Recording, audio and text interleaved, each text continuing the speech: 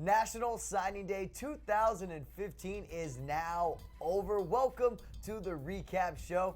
He goes by Zack Poff. I go by Chris Stonebraker. Yeah, and Stoney, what a crazy day today for signing day. And it all started with Byron Cowart kind of starting the drama a little bit, put on the Auburn cap, and then he was like, you know what, I'm not 100% sure. But luckily for Auburn fans, Byron Cowart's staying there. But you also had some big time days today, Stoney. UCLA really caught my eyes. Yep. USC had a big time day.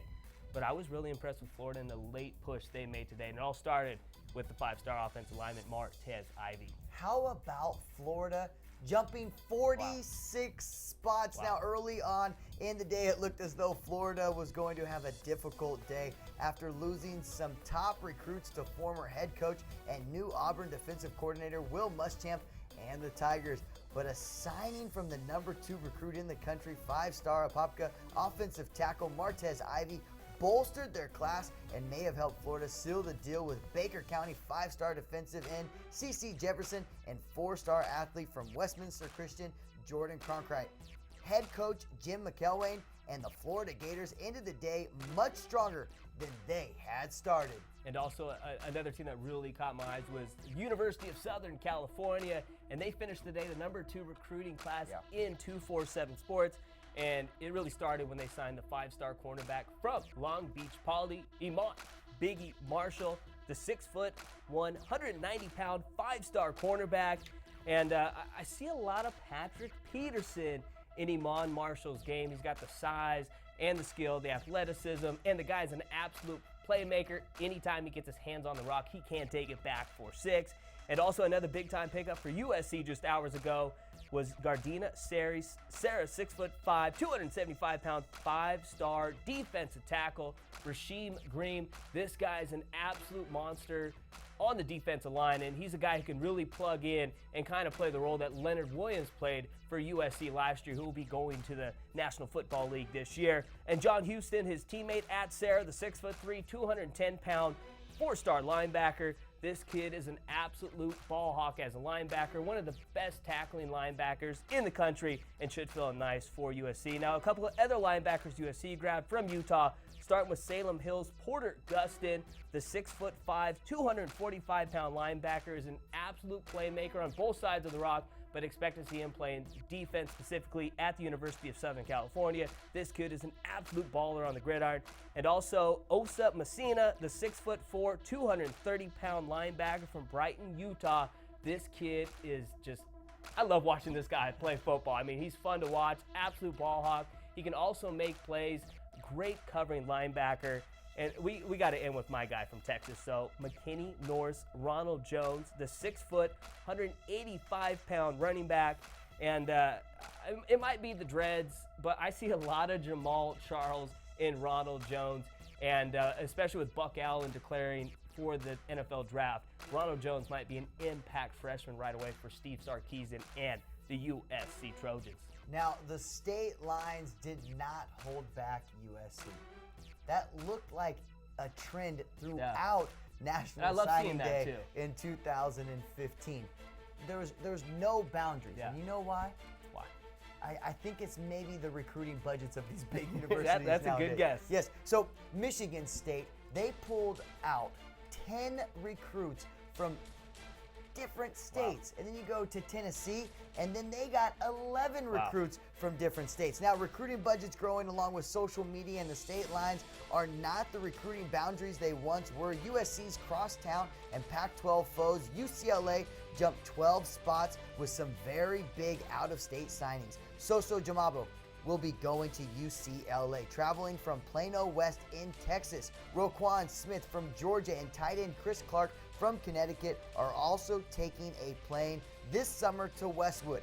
Maybe the biggest out-of-state signee, at least by name, even though he played in SoCal his first 3 years of high school. I am counting him as an out-of-stater after playing his senior season at Bishop Gorman in Nevada. Cordell Broadus, Snoop's son. Hey, I would have loved to see Snoop Dogg's face when he announced UCLA. I mean, yes, he will be going against his dad's wishes in being a Bruin with friend and QB Josh Rosen. Or as I like to call him, Andrew Luck. Oh, really? That's okay. I see a lot of luck in Now, Josh there's Rosen. always drama, and we talked about the Cordell instance where, he didn't want to be in his father's shadow. Yeah. He wanted to get out of Los Angeles, But he's staying there. but he is staying there. But yeah, I mean, And- I think he wanted to prove a point that he's his own man. I don't want to go to USC. That's what my dad wants. So I'm just going to go to UCLA and see what happens. Right, and so at the end of the day, more drama could Yeah. also be happening. Roquan, who we Yeah. just mentioned, could be going back to Georgia if Coach Ulrich is actually going to take the job with the Falcons. And you know where there was more drama? What? Texas A&M and Kyler Murray. I mean, people started to worry when Kyler Murray didn't show up on time for his announcement. But Aggie Nation, he showed up, and he made it official. He will be balling at the same school his old man did. The five-star quarterback, arguably the best high school football player ever. He never lost a game. He led Allen to 3 consecutive state titles in the largest classification in the state of Texas. Plain and simple, the dude is a baller. And A&M also landed 5-star defensive tackle Dalen Mack, or as I like to call him, the Mack Truck. This dude is an absolute beast on the gridiron, and he will plug in nice on the defensive line with last year's top recruit, Myles Garrett, who had a big-time freshman campaign for Kevin Sumlin and the Texas A&M Aggies. Big-time day for Texas A&M.